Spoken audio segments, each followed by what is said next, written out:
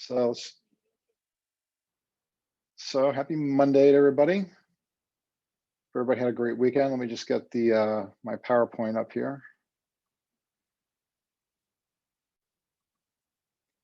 Big Patriots win yesterday. They look pretty good.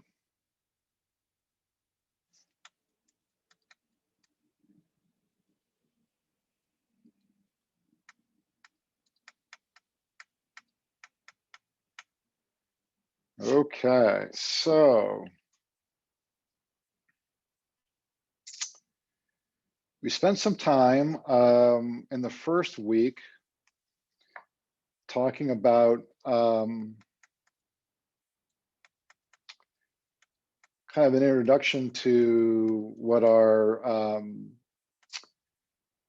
comfort zones are and how we go through being consciously incompetent to be consciously competent, and how it gets into our comfort and our stretch zones. We talked the second week about fight or flight and how we're really just kind of wired for fight or flight, our fight or flight responses. And in that, we all kind of come by it, pretty naturally, really.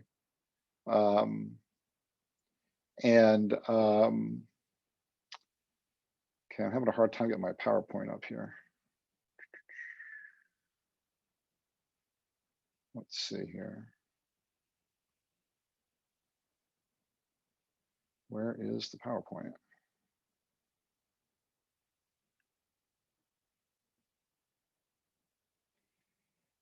And so today, assuming we get my PowerPoint up, we're going to talk about loss aversion and why we're wired, how our fight or flight characteristics and how we're wired go into what would naturally bring us into a state called loss aversion. So let me just see if I can get this up here. Oh, what's going on? There we go. Never had this problem before.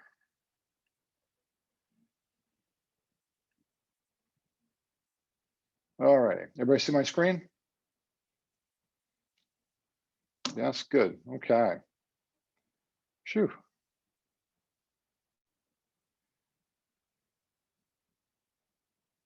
Tough technology morning. Okay, so loss aversion. So because of everything that we've talked about, right, about how we're wired and about our fight or flight instincts, so we have our fight or flight instincts, right? Because when there's a change in our environment, we're just naturally, prone to automatically think that that there's something wrong. Because typically, how we were, in our earlier stages of social development, right, where we would be, hunter-gatherers, or we would be, or even 1,000 years ago, when there was a change in the environment, typically it would signal some type of danger or something to at least get our attention. And today, we don't have the same type of threats, right? We don't have marauding Vikings and packs of wolves chasing us around, or at least not typically. And but yet today's threats are different, right? So like we just went through an email conversion, okay? And like we know that created anxiety for people. Thanksgiving is next week, right? We know that'll create anxiety because there's family dynamics, right? And so the threats are different today than what they were, okay, physically, but yet your body doesn't really know the difference, okay? Because your body only knows what you tell it. So being out in the woods, 5 or 10,000 years ago, and a twig snapped or something like that, then you would look around because you were concerned, okay? Because who knows what that is? That was a mortal threat. Well, sitting next to Uncle Henry at Thanksgiving might be uncomfortable, but it's not a mortal threat. But yet your body acts the same way because it doesn't know the difference. And so this brings us into are this natural bias that we have because of our fight or flight wiring called fear of loss versus potential of gain. And it's called loss aversion. And loss aversion reflects a general bias in human psychology, which makes us more inclined for the status quo. And that's what naturally makes us resistant to change. So it's what it does is that it locks us into the status quo, because even though we might not like what we have today, we feel safe in what we know. Okay, and I like the way they explained loss aversion, where it's better not to lose $5 than it is to find $5. So in other words, why would I give up the $100 I have for doubling my money?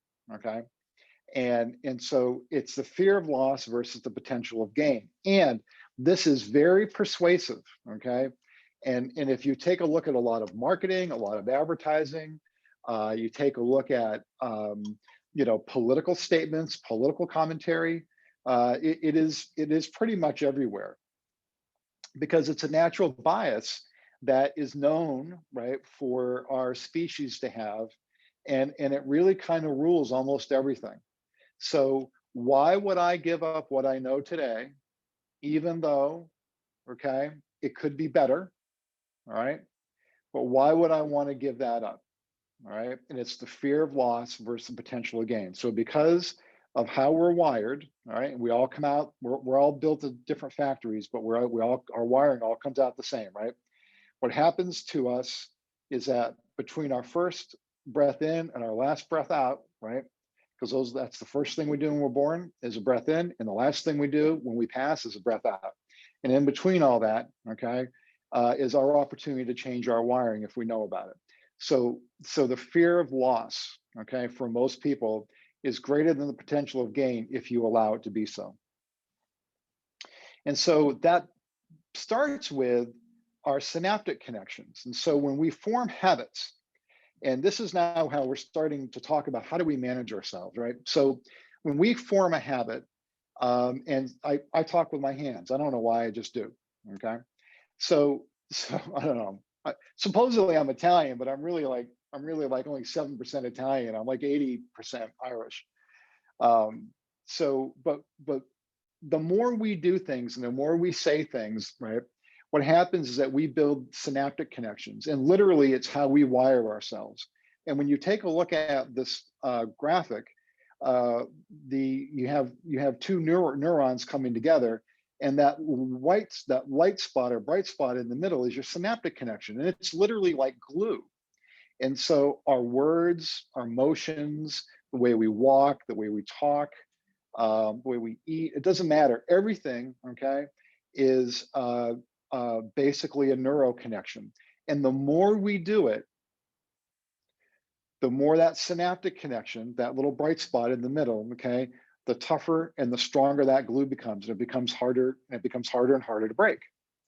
And so the Institute of Health did this study, and they found that that the average person thinks up to 60,000 thoughts a day, but 80% of them are the same as the day before. So if you think about it in terms of how do we develop habits and why they're so hard to either develop or break, is because if it takes 3 or 4 weeks to develop a habit, and you're thinking up to 60,000 thoughts a day, and 80% of them are the same as the day before, like, you can see why change is really hard for people, right? That makes sense to everybody? I mean, these are big numbers, okay? Now, you can't monitor 60,000 thoughts, so that's not an option, okay? But you can monitor the thoughts that matter. And we'll spend a little bit of time talking about that. So when we talk about habits for the average person and the average habit takes 3 to 4 weeks to develop, okay? Also means it takes 3 to 4 weeks to dissolve, because what you're dissolving is the synaptic connection. And it's called the biological or the chemical death of a habit, okay? So when someone goes and let's say they lose weight, it's always a good example. At some level, they have dissolved, right, the connection, the synaptic connection, And then the things that get them, that gave them pleasure out of eating, or it could be drinking, it could be anything, right? But it also works for things that are healthier for you too, okay? Meditation, reading, exercise, that type of stuff. Thinking happier thoughts, right?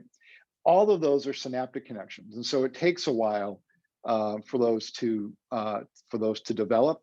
It also takes time for them to dissolve. So if you want to be able to build healthier habits, you need to be prepared for the fact that it's going to take about 4 weeks. And it's the same thing when you go to dissolve them. So scanning for opportunity. So we resist change because we're more focused to scan for threats than we are to scan for opportunities. But when we resist the opportunity for change, that's how I always look at change. I look at change as an opportunity. And when we resist change, right, the opportunity of change, it's like swimming against the current. And if you've ever had any, advanced swimming training or anything like that, the one thing they tell you to do is don't swim against the current, right? If you can avoid it, kind of go with it, because over time, what happens is that you spend all your energy, resisting, and then fatigue sets in. And then in life, it's kind of the same thing. If we spend all of our time focused on resisting change, okay, we're pouring out immense amounts of reservoir of energy, okay, to resist change, as opposed to kind of working with it and seeing where the opportunities are, and then being able, and because we're not fatigued, we're more rested, we can then kind of grab that opportunity. But if we spend all of our time figuring out why something won't work, as opposed to, well, how can I benefit by it? And we spend all of our time resisting, we burn huge amounts of energy, many, many more times than it would take to actually embrace the change and embrace the opportunity and figure out, well, where is that little nugget in here that works for me? And it's a little bit like positive energy and negative energy. When we resist change, it's really negative energy, okay? And negative energy, as we all know, is more tiring than positive energy. Positive energy is uplifting, and we get endorphins from it, and generally it leaves us in an opportunity where we can scan, okay, for greater positive likelihoods.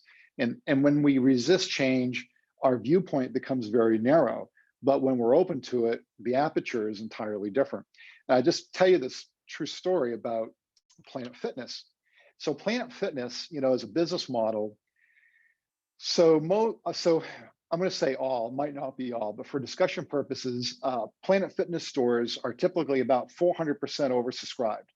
So they have 400% more members than they do that can actually occupy the building at any one time. But here's what they know. They know it's $10 a month. And they know that for most people, it takes, 3, 4, 5, 6 weeks to get into the habit. They know that between January and March is when most people sign up, and that a good chunk of them will not go, or they'll go so sporadically that they don't have to worry about the facility being oversubscribed. I like doing my own stock research, and so I did research on the Planet Fitness business model, and they look at it and they're like, well, it's $10 a month. That's two trips to Starbucks. Okay, most people, to be able to say they belong to a gym and they get the little key fob on their keychain, okay, they'll keep it for $10, right? It's pretty fascinating, and it's an entire business model that's all built around that. So resisting change, right? We don't want to be resisting all this change because we're pouring out immense amounts of energy. Now, for a little bit of a homework assignment, we don't have time to do it here, but take a minute and write down an event in recent memory that caused you concern. Okay, so caused you concern, you were resistant to it, but yet, you know what? It turned out better than you thought. And it could be a big event, could be a small event, could be somebody else's event. It doesn't have to be yours. It could be one of the kids or grandkids, or a family member or whatever. But take a minute and write it down, because I'm always amazed when people do this. That you had a change, and or something was coming up, and you're like, oh, I'm not sure how that's going to go, and then you realize, well, you know what? It actually went better than we thought. why journaling is so important. You know, journaling is a good opportunity to be able to kind of look back on your you know, your week or your month or whatever the case may be, and kind of sort out, you know, what you know, how things went, and gives you a good opportunity to reflect. So when we have change going on, so going back to loss aversion, so we have change, our natural inclination is, oh, that's not going to work, or, you know, how is this going to be bad for me, right? That's a really common thought. Well, okay, you know, whoever they are, they're making this change and it won't be good for me, right? Those are, you know, it's pretty common speak, right, for us as a species. Um, and when you're in those when you're in those events, you know, it's a good opportunity to be curious and ask, well, wait a minute, what am I supposed to learn from this? Um, and um, and so if you can take that time, take that moment to figure out, you know, what am I supposed to learn, and what are the opportunities, then then you're naturally going to have a wider aperture, okay, for what's going on around you, and to be able to see where things can benefit. And I always like this Einsteinian quote that we can't solve our problems with the same thinking that we use to create them. And so when we have past versions of ourselves, right, we use the knowledge that we had at the time to get us to where we are, okay? But then it requires new knowledge to take us from where we are, okay, to someplace better. But we can't use the same thinking or the same calibration of thinking that got us to where we are today, okay, to help get us to a new spot. We can use some of it, but not all of it.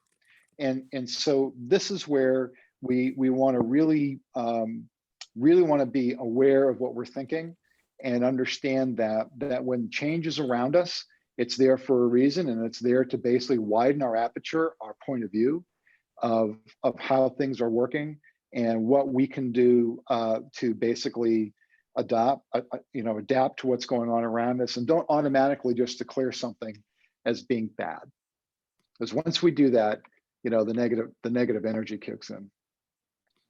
So some dialogue about being curious, and I always like these dialogues, and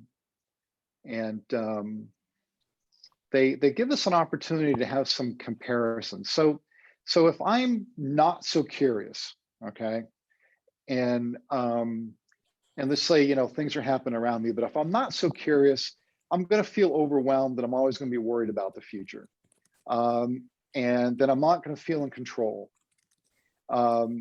I'll be more apt to blame others and the environment around me. I'll use language like I can't, I have to, if only, okay, very self-limiting language. They feel like a victim. So when we're not curious and we feel like things are happening to us and we don't have any control, we move into victimhood, okay? When we're not so curious, we believe that we're not responsible for what we say or do, and that we have no choice in things, which is really never the case. We always have choice. And again, if we're not so curious, we focus our efforts on things that we have little or no control over, as opposed to, you know, focusing our energy on what we do have control of. So, you know, moving to the other side of the screen, if we're really curious, okay, well, we focus on what we can control, not what we can't control, all right? Because we want to put our energy in places that make sense. We believe, right, I'm moving from bottom to top here, we believe that we're responsible for what we say and do, and we always have a choice. We use language like I can, I will, I prefer, okay? Positive language, okay? We look to understand our own emotions, and that gets back to those synaptic connections. I mean, understanding that every single thing we do is based on hundreds of thousands of times of doing the same thing, somewhat, in many cases, unknowingly. But once we become aware of it, okay, then we can start to change the dialogue, and then we start to change our thinking and our habits, and then we dissolve those synaptic connections, okay, and we develop new ones that are healthier. If I'm curious, I'm looking to understand creativity and how I influence the things that I am in control of, right? How, life is maybe not about control as much as it is about influencing things. And, lastly, if I'm curious, I'm excited, like, hey, all right, this is different from what I know, but what am I going to get out of this that can be more exciting? And that will help me and help everybody around me. And I'm excited about the future. That doesn't mean that you know it doesn't mean that you're naive about it, I guess is probably the best way to say it. But it doesn't mean that we automatically shut it down and we just say, oh my God, this is awful. I can't believe this is happening to me. There's nothing to be learned. All because once you do that, okay, the opportunity, okay, for a better life and for a happier moment gets small very fast, like very fast. Okay. And you're the only one that can control that. So next on part 4, we're going to talk about mindset next week and about how we, what our mindsets are, how we change them.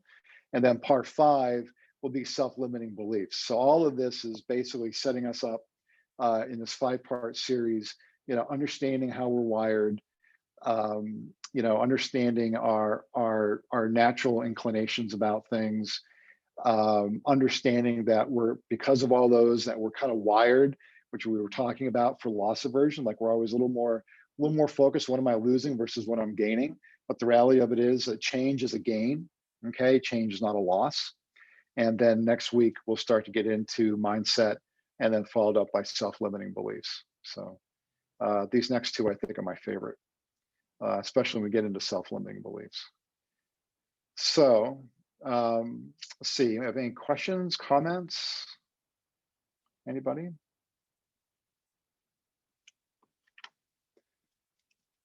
So we got in here for chats. So yeah, thank you, Angela. Yeah, this is such a good time of year for this too, right? Because we're coming up on the holidays and the end of the year, which is always good for the planning cycle. Coming into 2022, hard to believe. And we're also, in this new stage of COVID, and being self-aware of some of our own habits right now, I think is a really good idea, because we've all fallen into habits, because of either the actual restrictions or maybe the self-imposed restrictions of COVID that maybe have left us maybe staying home a little more, or not interacting with people the way we used to, or you know what I'm talking about. You can kind of look at your own life and kind of sort that out. But this is a great opportunity right now to be thinking differently, and we'll do a deeper dive on that when we get into mindsets next week. So all righty, well, thanks for your comments. Appreciate that, Angela, Lucian, and more. And everybody have an amazing week. And we will see you next Monday when we do mindsets. Take care.